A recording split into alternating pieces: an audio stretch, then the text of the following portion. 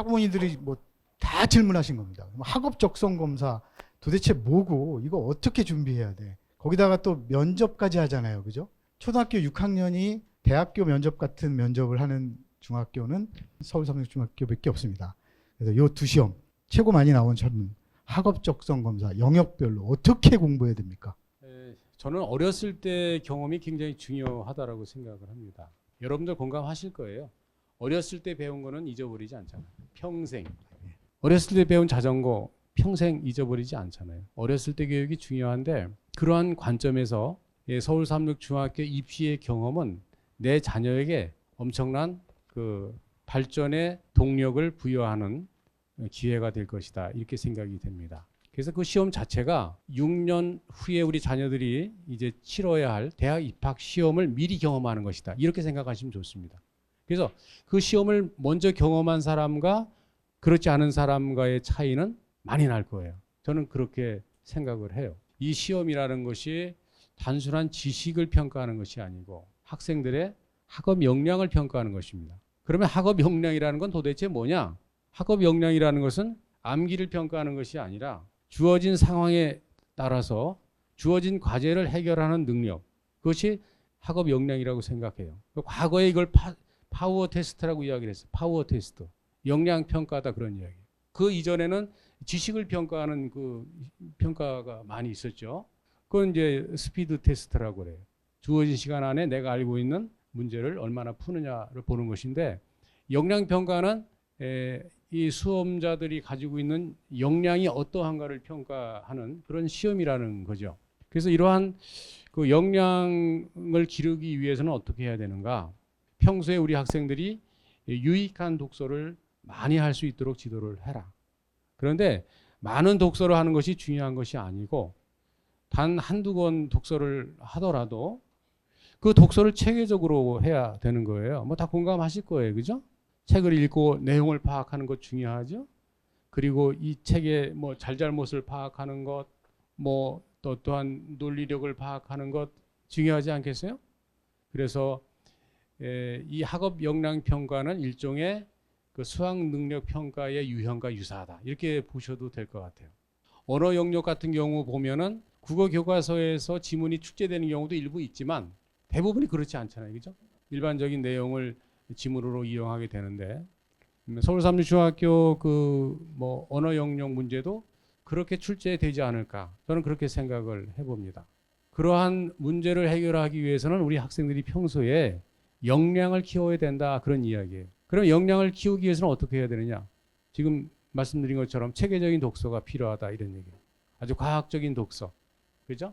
독서 노트를 작성하는데 내가 뭐 1년에 100권을 읽었다가 중요한 것이 아니라 한 권을 읽었더라도 체계적인 학생들의 어떠한 사고력이라든가 비판력을 키워줄 수 있는 그러한 그 계획으로 독서를 하셔야 된다 이 생각이 들고 또 하나는 수학 교과를 통한 어떠한 원리를 깨닫는 교육 이것이 중요하다 저는 그렇게 생각을 해요.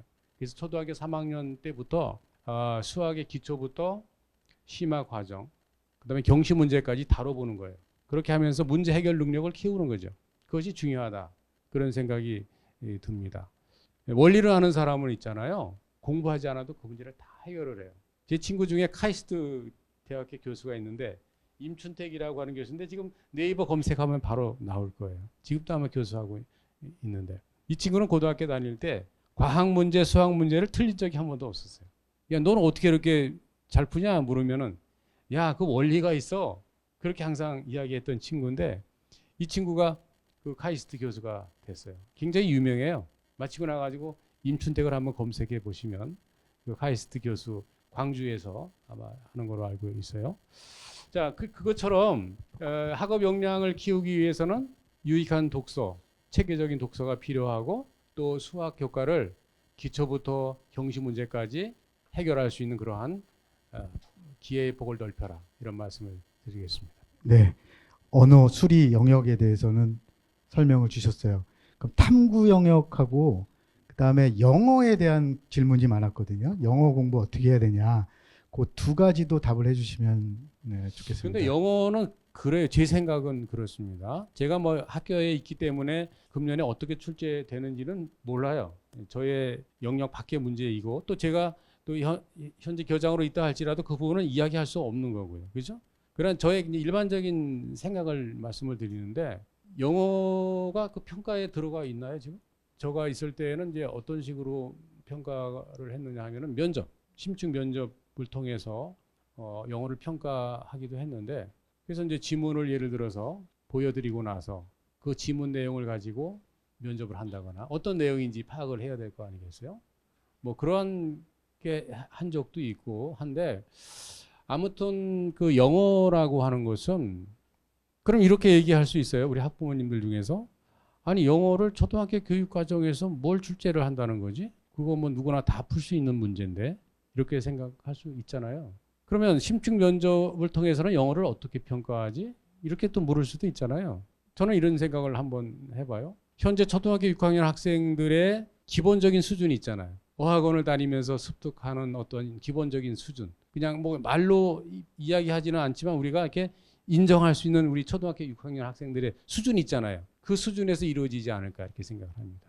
왜냐하면 교육과정상 6학년 교육과정을 가지고 평가를 한다? 그러면 그 문제를 해결하지 못할 학생이 있을까? 3.6 중학교 지원한 학생들인데. 그래서 영어는 이제 3.6 중학교 반이라고 해서 뭐 영어 특별반을 이렇게 조직한 경우도 있기는 한데 그렇게까지 할 필요는 없다. 저는 그런 생각이 들고 그냥 일반적인 학생들이 공부하는 어학원에서 그 정도 과정만 충실하게 해도 해결할 수 있는 그런 문제가 나오지 않을까 그런 생각을 해봅니다. 감사합니다. 출제는 어떻게 이루어지나요?도 질문이 있었습니다. 출제는 보통 이제 그 선생님들이 출제를 하시는데 그 학업 역량 평가 문항을 만드는 것이 결코 쉬운 일이 아니에요. 굉장히 힘들어요. 왜냐하면 문제 자체를 창의적으로 만들어야 되기 때문에. 근데 서울3.6 중학교 선생님들은 역량이 탁월하셔가지고 만들어냅니다. 또 그동안 또 이렇게 노하우가 있기 때문에 문제를 잘 만들어내시는데 뭐 교과별 이렇게 뭐 협의회를 통해서 뭐 거기서 결정되는 대로 이렇게 출제가 되죠. 중요한 거는 선생님들이 자체적으로 출제한다. 그렇게 저는 알고 있습니다. 그럼 과목 선생님들끼리 모여서 네. 같이 출제한다 그런 말씀이셨습니다. 납득이 되셨나요? 네. 심층 면접도 있는데 심층 면접은 실제 배점이 큽니다. 30점이나 돼요. 그래서 많은 학부모님들과 학생들이 심층 면접이 30점이야? 그럼 이거 어떻게 해야 돼요? 30점에서 0점 맞으면 어떻게 해요? 이런 고민들을 많이 하는데 심층 면접은 어떤 식으로 그 면접을 하고 그다음에 평가를 어떤 식으로 할까요? 네, 궁금합니다. 네, 제 생각을 말씀드리면 뭐 입시는 매년 바뀌는 것이기 때문에 금년 입시가 또 어떻게 결정이 되고 시행이 될지는 저는 모릅니다. 그러나 저의 일반적인 생각을 말씀을 드리면 학업 적성 평가 같은 경우는 0점에서 100점이 나올 수 있습니다. 그죠? 내가 100점 받을 수도 있고 0점 받을 수도 있는 영역입니다. 그런데 일반적으로 이 면접 시험에 있어서는 기본 점수라는 게 있다라고 저는 생각을 합니다. 대학교 입학 사정관제 면접에 있어서도 그렇고 뭐 일반적인 뭐 회사 면접 시험에 있어서도 그렇고 기본적인 점수가 있습니다. 기본적인 점수가 있어서 그 기본적인 점수 플러스 마이너스 얼마를 이렇게 주는 거죠. 그래야 학생들이 손해를 보지 않잖아요. 그러면 A평 면접 교사에게 면접받은 학생들은 다 30점을 줬는데 저 B 면접교사는 그 성질이 고약해가지고 다 10점, 15점을 줬어요. 그러면 이것이 공평해요, 공평하지 않아요? 공평하지 않을 거예요. 그렇기 때문에 그 객관적인 어떠한 그 면접의 그 결과를 위해서 일반적인 얘기를 하는 거예요. 어떤 기준을 정해놓고 그 기준에서 크게 벗어나지 않는 범주 내에서 이렇게 차득 부여하지 않을까. 일반적인 그 면접 점수를 부여할 때 일반적인 사례를 제가 말씀을 드립니다. 그러니까 결과적으로 0점짜리는 있을 수 없다 그런 얘기죠. 30점 만점이라면 뭐 25점으로 기준한다면 평균 25점은 맞는 거겠죠. 그래야지 공평하지 않겠어요, 학생들이? 네, 궁금하신 점들이 좀 소화가 됐나요? 해소가 되셨어요? 혹시 정말 참을 수 없다. 나 이 질문 하고 싶다 하시는 분 계실까요? 면접은 보통 두 분이 보죠. 이번에 객관성을 유지하기 위해서 그렇기 네. 때문에 두 분이 이제 이렇게 평가를 해가지고 곧 평균을 내죠. 음. 두 분이 면접관이에요. 그럼 뭐 25점, 27점 두 사람 평균 내가지고. 그 다음에 이 그룹의 전체 평균, 이 그룹의 전체 평균이 또 같아야 되겠죠. 그래야지 이 어떤 차이를 줄일 수 있으니까. 그것이 요- 공평하지 않을까요? 저의 생각입니다. 네, 요번에 이제 전에 하셨던 방식인 것 같고 이번에 설명회에서는 한 명이 한 분 한 명이 이렇게 한분 본다고. 하기로 얘기가 됐던 걸로 알고 있습니다. 네. 그렇게 학교의 방침이 세워졌던 뭐 것 같아요. 저는 이제 현재 입시는 잘 모르고 일반적인 이야기를 제가 드리는 것입니다. 네, 그리고 또 궁금한 거 있으면 한 번 더 받겠습니다. 면접 점수와 그다음에 학업 적성 검사 점수가 합산해서 200점 만점으로 정해집니다. 그래서 배점이 30점이라는 뜻입니다. 면접에 이렇게 관심이 많으세요? 면접은 변별력을 가르는 핵심 요소는 아닌 것 같아요. 그럴 너무 수도 걱정하지 있어요. 않으셔도 되고 경험을 한다 생각하면 될 것 같아요. 면접에서 좀 잘 받으려면 내가 그 모르는 그 질문이 나오고 헷갈리는 질문 나왔을 때 어떻게 하는 게 좋을까요? 팁 하나 더 주시면. 저도 옛날에 면접을 많이 했지만 저는 뭐 이렇게 면접지가 있기는 해요. 면접지를 만들어 드리지만 저 같은 경우는 면접지와는 별개로 이렇게 대화를 하다 보면 이 아이가 어떤 아이인지를 알 수 있잖아요. 혹시 답변을 못한다 할지라도 답변에 모른다 할지라도 면접에 임하는 어떤 자세 같은 거 있잖아요. 무슨 얘기인지 알죠? 그러니까 그런 행동만 봐도 이 아이는 역량이 있다, 없다, 똑똑하다, 똑똑하지 않다를 알 수 있잖아요. 그러니까 면접도 평소에 좀 트레이닝이 좀 필요하다 그런 생각이 듭니다. 한 30분 정도 해주셨는데 우리 다산의 남양주 학부모님들 만나신 소감이 어떠신지 마지막으로 한 말씀 해주십시오. 너무 좋습니다.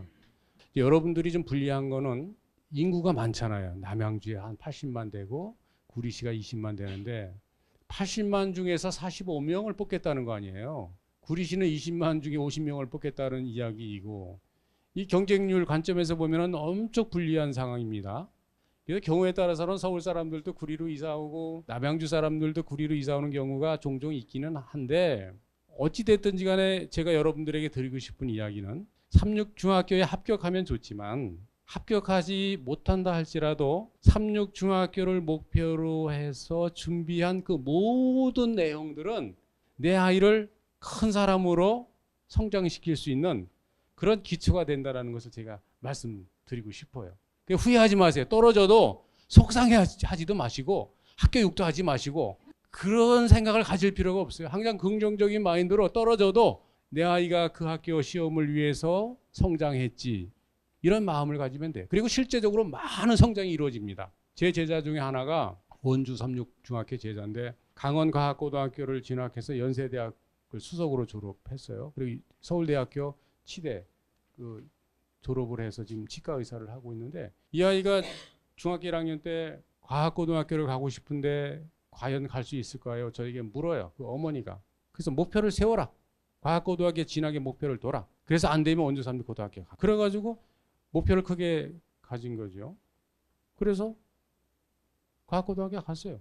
또 거기 혹시 못 갔다 할지라도 그 목표를 향해서 열심히 공부한 그 내용들이 밑거름이 돼가지고 일반 고등학교 가가지고 또 좋은 내신을 만들어내지 않겠어요? 그렇게 하시면 되고요. 그다음에 마지막으로 한 말씀 더 드리고 싶은 것은 이제 학교를 선택할 때도 학교장의 경영 마인드를 보는 게 중요하고 또 학원을 선택할 때도 학원장, 대표 원장님이신데 이 마인드를 보는 게 중요합니다. 여러분들이 볼 때는 뭐 선생님이 잘하면 되지라고 생각할지 모르지만 최고 책임자의 마인드가 굉장히 중요합니다. 그래서 그런 것도 한번 살펴보시고 또 가짜 뉴스가 많이 돌아다니는 경우도 있어요.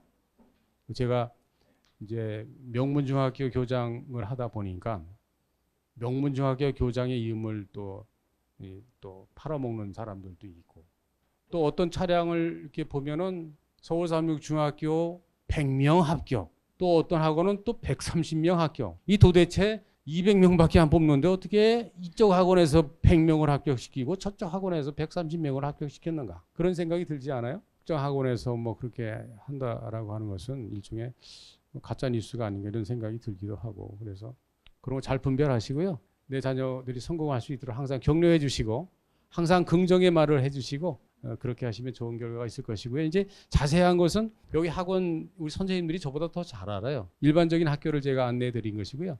자세한 것은 계속 프로그램이 있죠. 우리 선생님들을 통해서 잘 들어주시면 고맙겠습니다. 이상입니다. 네.